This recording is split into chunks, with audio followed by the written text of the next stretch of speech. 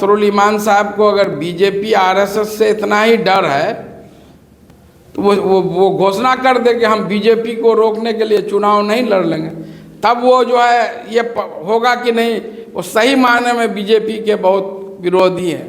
हमारे कौम और मिल्लत की दुहाई देने वाले नेता, जरा उनसे पूछिए वो कहाँ थे। उन्हीं के सब जगह जब मेरे लोग विरोध कर रहे थे तो आपके लोग कहाँ खड़े थे। ये विरोध करने वाले सब कांग्रेस के पदाधिकारी और कार्यकर्ता हैं। हकीकत बात यह है, ये आप लोग भी जनता चाहेगी तब चुनाव लड़ूंगा। सर, बार बार नीतीश कुमार जी का पाला बदलना और कभी जदयू से, कभी राजद से एनडीए में जाना, एनडीए से राजद में जाना, ऐसे में लोगों का कहना है कि इस तरह की राजनीति अच्छी राजनीति नहीं। क्या कहेंगे इसको लेकर? अब माननीय मुख्यमंत्री नीतीश कुमार जी बड़े नेता हैं।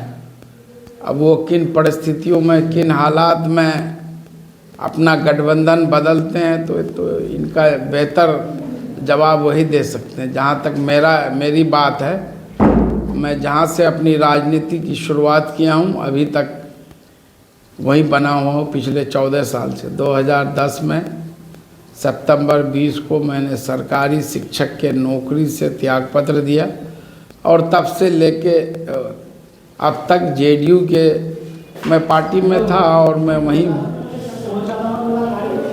सर, अभी राजद के द्वारा, तेजस्वी के द्वारा जो बोला जा रहा है कि 15 महीने में जो काम उन्होंने दिया, इतना नीतीश कुमार जी ने 15 साल में नहीं दिया। सर, क्या कुछ कहना चाहेंगे इसको लेकर? क्या अब इस पर जो काम हो रहा है तो जो मुखिया होता है सरकार का, नाम तो उसका ना होता है। जो बातें, जो काम नीतीश कुमार जी आप लोग पिछले 18 साल से देख रहे हैं, काम के मामले में तो उनका कोई जवाब नहीं है। वैसे हर पॉलिटिकल पार्टी जो है अपना अपना बखान करता है, अपने कामों को जनता के समक्ष रखता है, लेकिन जो सच्चाई है कि नीतीश कुमार जी पिछले 18 सालों से लगातार बिहार की जनता के लिए काम कर रहे हैं। आज बिहार जिस चौराहे पर खड़ा है वो उसमें नीतीश कुमार जी के योगदान को भुलाया नहीं जा सकता है। सर, नीतीश कुमार जी एक बात था, यह वादा था कि इसके बाद जो है जब आरजेडी में से गठबंधन के, इसके बाद हम बीजेपी में नहीं जाएंगे। मानना पसंद करेंगे लेकिन जाना पसंद नहीं करेंगे। ये तो सभी पॉलिटिकल पार्टी, सिर्फ नीतीश कुमार की बात नहीं है। बीजेपी भी ने कहा कि हमारे दरवाजे हमेशा के लिए बंद हैं। कभी जो है तेज प्रताप यादव जी भी बैनर लेके खड़े थे कि जो है नो एंट्री का, जो नो एंट्री है। तो वो पॉलिटिक्स में वक्त और हालात के तहत कम्बिनेशन जो गठबंधन बनते हैं और टूटते हैं, तो उनकी अपनी सोच है। अब देखिए, मेनका गांधी कल तक जो है बैठक में वो घोषित कर दे कि प्रधानमंत्री के उम्मीदवार खड़गे जी होंगे, ठीक है। और जो है अब वो जो है घोषणा कर रही है कि हम जो है एक सीट भी कांग्रेस को नहीं छोड़ेंगे। तो बात तो समझिए, तो उनकी अपनी क्या मजबूरियां हैं, समझ गए। नीतीश जी खेला कर चुके हैं या खेला अभी बाकी है बिहार में? क्योंकि कहीं ना कहीं अफवाह ये भी है कि सत्ता परिवर्तन फिर होंगे क्या मैंने या फिर विधानसभा। अब वो सब ऊंचे लेवल की चीज़ है। खेला करते हैं या खेला होगा या होने वाला है, ये सब वही लोग बता सकते हैं। हम लोग सेवक हैं, जनता का खादिम है। न मैं कोई अभी वर्तमान में विधायक हूँ, न सांसद हूँ, न हम लोग सरकार बनाते हैं न गिराते हैं। सर, तो हम लोग हर हाल में जनता के लिए खड़े हैं, कल भी थे, आज भी खड़े हैं। सर, पिछले विधानसभा में भी आपने एनडीए या जदयू से इलेक्शन लड़े थे सर जी। और लोगों का कहना है कि आप जितना काम किए लेकिन जदयू की वजह से, एनडीए की वजह से आपको हार हुई। और इस बार भी लोकसभा में आप एनडीए से कैंडिडेट हो रहे हैं। यहाँ के लोगों का कहना है कि टिकट आपको मिलने वाली है और आप यहाँ पे इलेक्शन लड़िएगा। तो ऐसे में क्या लगता है, आपको मुश्किलें नहीं बढ़ेगी इसमें? हम तो काम करते हैं हमेशा, जहाँ रहें, जिस स्थिति में, पद में है नहीं है, हमेशा लोगों के लिए खड़े रहते हैं। और जो लोग कौम का दुहाई दे करके वोट लेकर के कौम के साथ गद्दारी करते, सवाल तो उनसे बनता है ना। पिछले साल अमोर विधानसभा के शीशाबारी में मुहर्रम में कितना बड़ा कांड हुआ, 8 राउंड गोली चली, वहाँ के अनुमंडल पुलिस पदाधिकारी का हाथ टूट गया, 5000 लोगों पर FIR हुआ, 3 पंचायत के लोग घर द्वार छोड़ के ये कर रहे थे। जो हमारे कौम और मिल्लत की दुहाई देने वाले नेता, जरा उनसे पूछिए वो कहाँ थे, उन्हीं का न क्षेत्र है। कितने बार SP से मिले, IG से मिले, मुख्यमंत्री से मिले, DGP से मिले। उसी तरह उसी अमोर विधानसभा में नैयर हत्याकांड में जो प्रदर्शन कर रहे लोगों पर FIR हुआ हत्या के विरोध में, उसमें कौन खड़े थे? सिर्फ बोलने से नहीं होता न। सांसद जी कभी जो पीड़ित लोगों के लिए खड़े हुए, न आवाज़ उठाई, न हमारे माननीय अमोर के विधायक जी। तो हम लोग तो काम करते हैं भाई। अमोर शीशाबारी कांड में भी 3 बार मुख्यमंत्री से मिले, DGP, IG, SP, 31 लोगों का नाम जो है हटाया गया। धीरे धीरे करके सब बेल ले करके ये किया गया। नहीं तो जिन धाराओं में केस हुआ आप देख लीजिए, तो कौन जनता के लिए खड़ा रहता है? कौम और ये तो सब दुर्भाग्य की बात है हम लोगों के लिए। हमेशा हमारे जज्बात के साथ खेलकर हम लोग वोट करते हैं और विकास पीछे चले जाता है।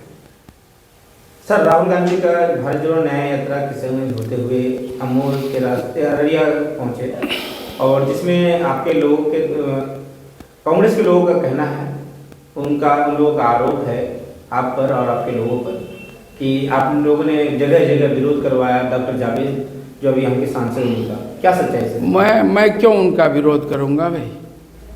ये कांग्रेस के लोगों का नहीं कहना है। कांग्रेस मतलब डॉक्टर जावेद सांसद नहीं है।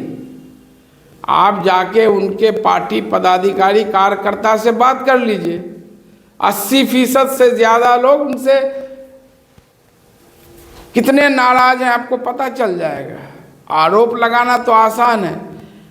आपका जो है स्टेडियम में भीड़ नहीं थी, उस कम भीड़ में भी नारेबाजी हुआ, बूढ़ी मारी में हुआ, वहाँ तो मेरा भी जिंदाबाद, MIM भी जिंदाबाद के नारे लगे। कजरामनी में, पुठीमारी में, सोनथा में, उसके बाद जो है कहा माराडंगा चौक, शीतल नगर तक में। तो भाई सब जगह जब मेरे लोग विरोध कर रहे थे तो आपके लोग कहाँ खड़े थे? जिनको बताया जा रहा है कि ये लोग मेरे हैं, उसमें शहरोज आलम पप्पू सोनथा, आप लोग जानते हैं उनको। पिछले चुनाव में वो कितना काम किए, वो तो सब अभी डाला है उन्होंने अपने फेसबुक पर। उनको प्रभारी भी युवा का बनाया गया है, कोचाधामन का। उसी प्रकार जो है ये है सिरसा भारती। तो कल तक वो आपके लिए लड़े हैं, आज उनको आपसे सवाल करने का हक नहीं है। आपने कभी कहा कि भाई ये सिरसा भारती मेरे लिए खड़ा था मुखिया पिंटू चौधरी जी के साथ? ये जो है क्या नाम है शहरोज आलम पप्पू, कभी उन लोगों को खोजा? कभी उन लोगों को मुखिया प्रतिनिधि कठामटा, शाह नफीस बुल्लेट, आपके सांसद प्रतिनिधि थे कारी मशकूर अहमद, क्यों आपके साथ छोड़ के चले गए? सारे सांसद मैक्सिमम लोग, जो 1-2 बचे हुए भी, वो भी इलेक्शन से पहले छूट जाएंगे। कोई आदमी किन्हीं के साथ रहता है तो भाई क्षेत्र का विकास भी, प्लस उसके दुख मुसीबत में कि भाई मेरा सांसद होगा, विधायक होगा तो खड़ा होगा। अभी तो सांसद जी जा रहे हैं दुख मुसीबत। कहाँ जा रहे हैं? कहाँ आप देखे हैं उनको? हम लोग तो नहीं देखते हैं। राहुल गांधी आए, 2-4 दिन घूमे, अकेले अकेले गए। सांसद जी के कल एक स्टेटमेंट अपने आरडी से कि दिगल बैंक का विकास गिनवा रहे थे। जी जी जी, विकास धरातल पर दिखना भी चाहिए ना।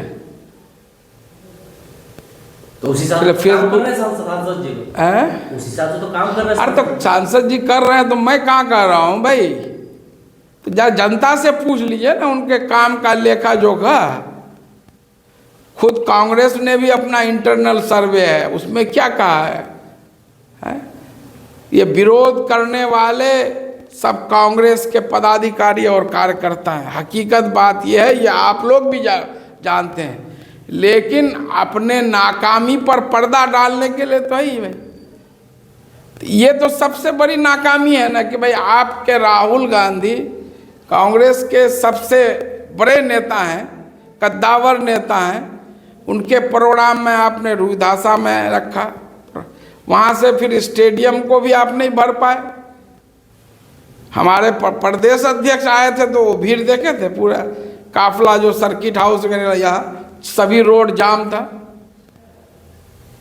तो ये तो उनकी जिम्मेदारी है ना। आप कांग्रेस के सबसे कद्दावर नेता हैं यहाँ के, तो आपके लोग कहाँ थे कि जो है दूसरे मेरे लोग जाके विरोध कर रहे थे सांसद का? तो ये सब बेबुनियाद बातें हैं। जनता सब समझ चुकी है कि उनका असली सेवक खादिम कौन है। हम लोग तो कुछ दिन पहले नीतीश कुमार जी का बयान आया था कि पहचान लीजिए बीजेपी के लिए कोई काम करने के लिए आया है, और अवैसी को लेकर के बयान दिए थे कि वो बीजेपी का बी टीम है। और वही अवैसी के लोग आज खास करके बिहार की जो सदर है अख्तरुल इमान, जो अमर के विधायक भी, उनका कहना यह है कि बी टीम बोलते हुए खुद एटीएम में चले गए। इसको लेकर क्या कुछ कहेंगे आप? ठीक है, अख्तरुल इमान साहब को अगर बीजेपी आरएसएस से इतना ही डर है तो वो घोषणा कर दे कि हम बीजेपी को रोकने के लिए चुनाव नहीं लड़ लेंगे, तब वो जो है ये होगा कि नहीं वो सही मायने में बीजेपी के बहुत विरोधी हैं।